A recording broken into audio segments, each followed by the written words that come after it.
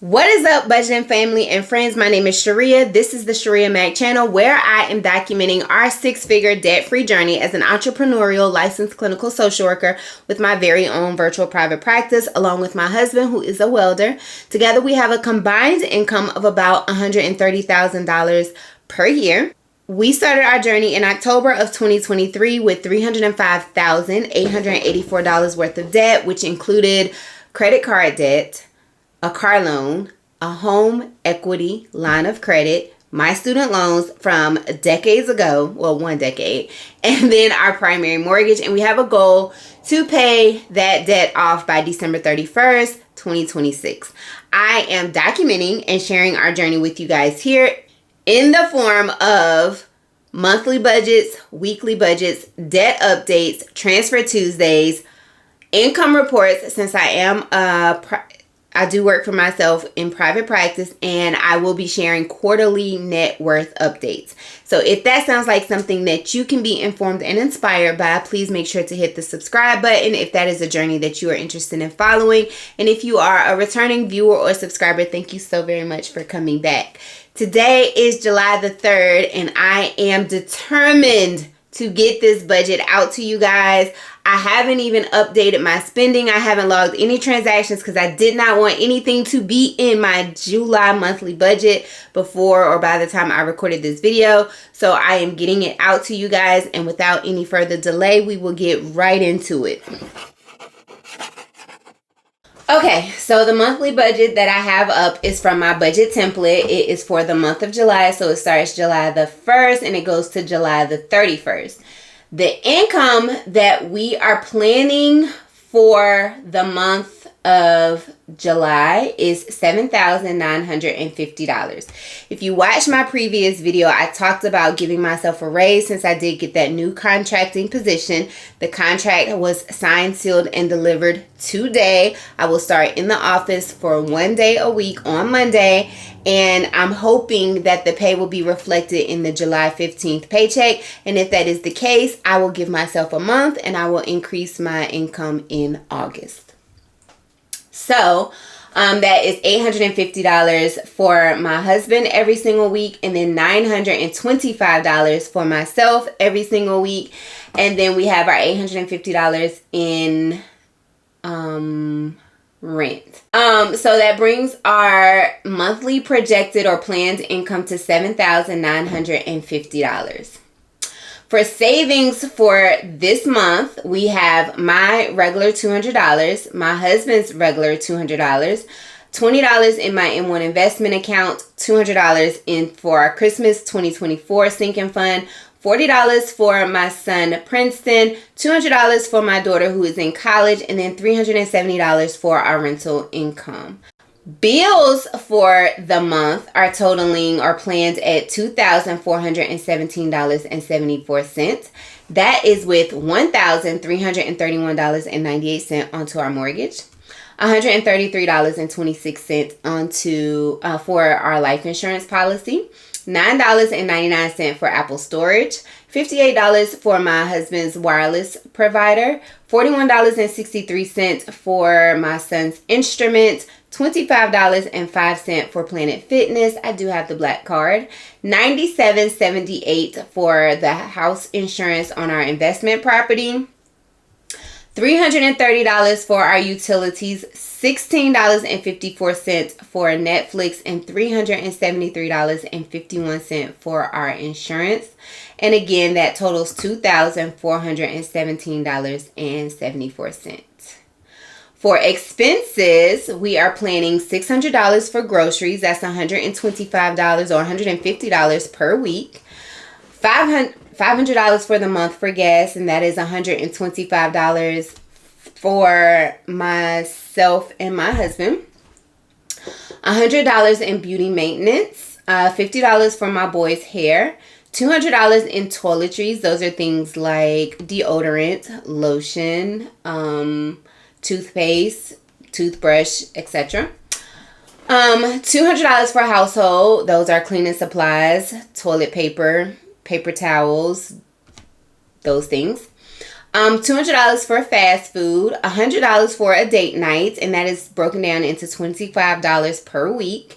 And then we are still not giving each other spend money, $360 in miscellaneous, and then $200 in tithe, which breaks down to $50 per week, and that would total $2,510 in expenses. We go over to debt, and debt, we have minimum payments on all of our credit cards, $46.03 on Carnival Barclays card. That card does have a zero balance. $40 on Amazon American Express. That card does have a zero balance. $40 on my husband's Platinum American Express, and that card also has a zero balance. $40 on my American Express, and that card does not have a zero balance. All right, so $132.75 on the Hilton American Express, and that is the statement balance, and we'll pay that in full.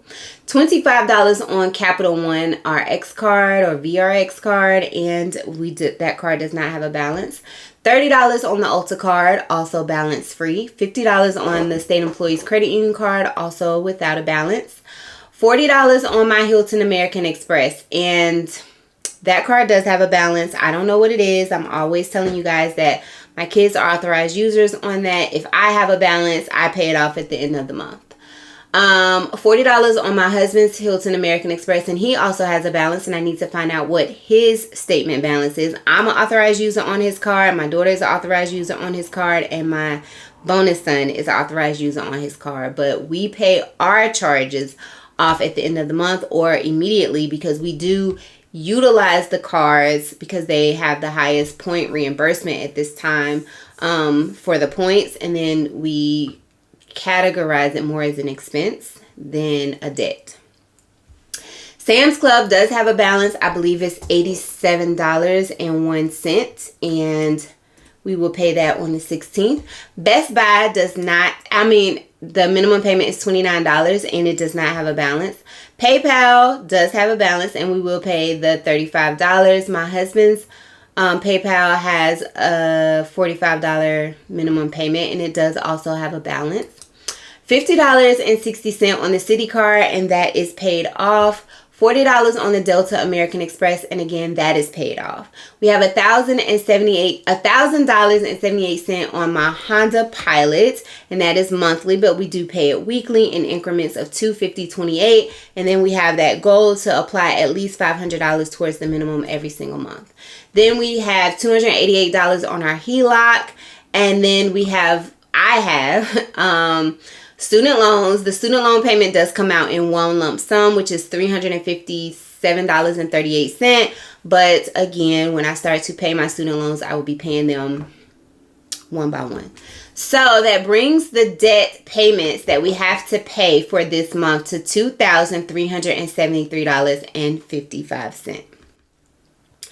There is no need to do a budgeted versus the actual because there are no actual numbers to account for. And then there is no breakdown because I haven't actually put anything into, I haven't started to input anything into the budget for July.